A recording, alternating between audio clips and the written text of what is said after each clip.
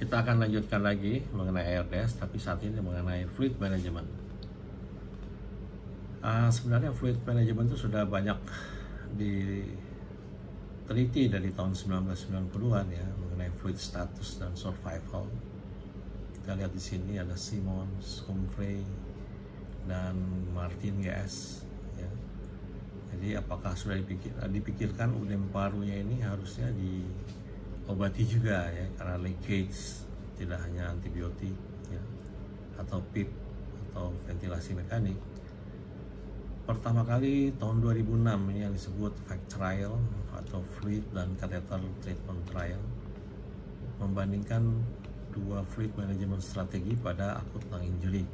Itu dipublish di NEJM tahun 2006. Ini protokolnya. Jadi pasien menerima furosemide atau cairan to move their intravascular pressure untuk mencapai target range.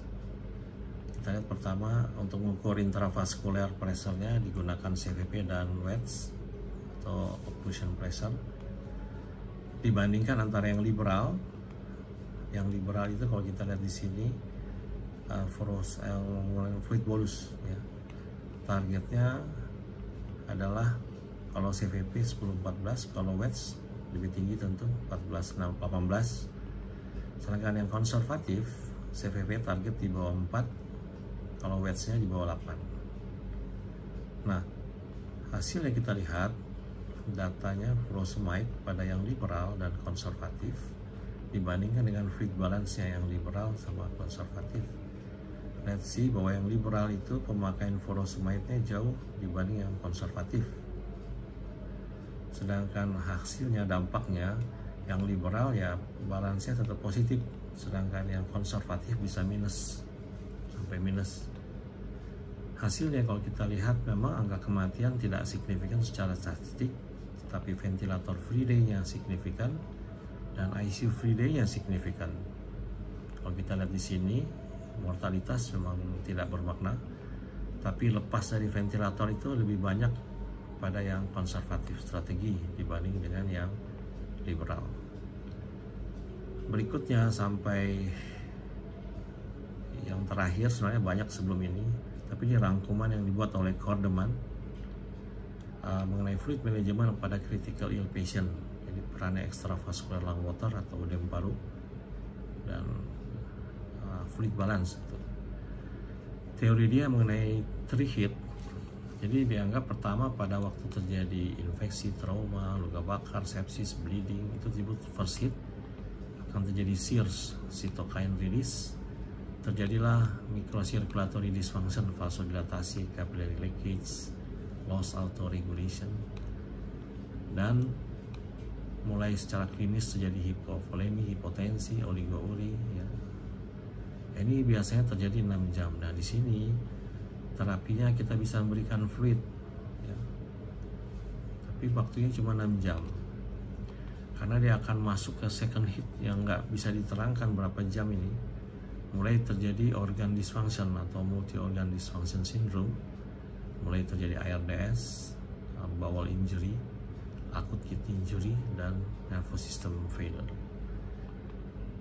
Nah, di sini saran monitoring adalah fluid balance itu harus 0. Setelah 48-72 jam ada dua bisa terjadi. Satu, pasiennya sembuh, shock reversal, masuk ke fluid fase, diuresis, edema clearance. Tentu ada ya, ini tergantung genetik juga dan umur ya, comorbid, dan pasiennya bisa survive. Tapi ada juga pasien yang unresolved shock ya. Dia akan berkembang menjadi yang disebut global increased permeability syndrome, atau bahasa lainnya adalah edema nasarka ya, dalam bentuk peripheral edema, cerebral edema, ahli ARDS, bowel edema, abdominal compartment syndrome, dan gagal ginjal ya. Dan ini ya yang menyebabkan kematian tentu. Pada kondisi gini fluid sudah menjadi toksik ya, tidak bisa lagi memberikan cairan di sini, dan terapinya sudah harus dimulai dengan fluid removal, diuretik, albumin atau CRRT atau RRT. Jadi sudah menjadi bagian dari terapi dengan target fluid balance-nya tentu harus negatif.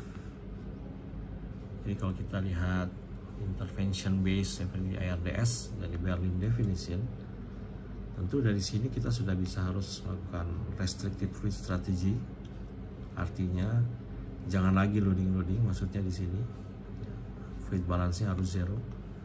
Dan kalau memang sudah terjadi UDEM, kita bisa melakukan active fluid removal, baik itu secara farmakologi dengan diuresis, atau kalau gagal ginjal tidak respon dengan furosemide, kita bisa menggunakan mechanical fluid removal dengan ultrafiltrasi atau CRRT. Jadi kalau kita lihat berhubung dengan maraknya COVID-19, ini bagus yang dipublish. Kita tahu semua Charles Komersal, pakar intensivis dari Asia Pasifik, dipublish di online jurnal JAMA 2020 tanggal 11. Sini dikatakan caring untuk pasien sakit kritis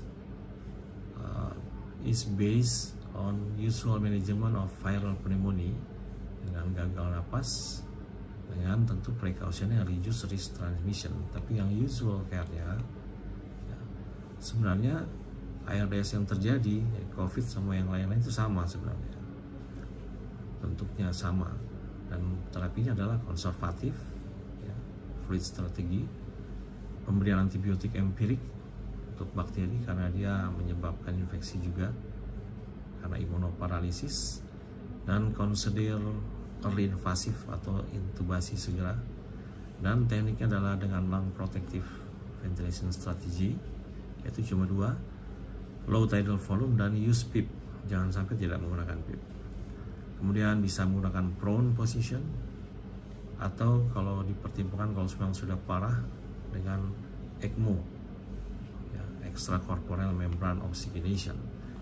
Sedangkan ini adalah tentu yang bedanya dengan penata laksanaan IRDS, bukan karena COVID, yaitu ini menghindari transmisi ya, biasa.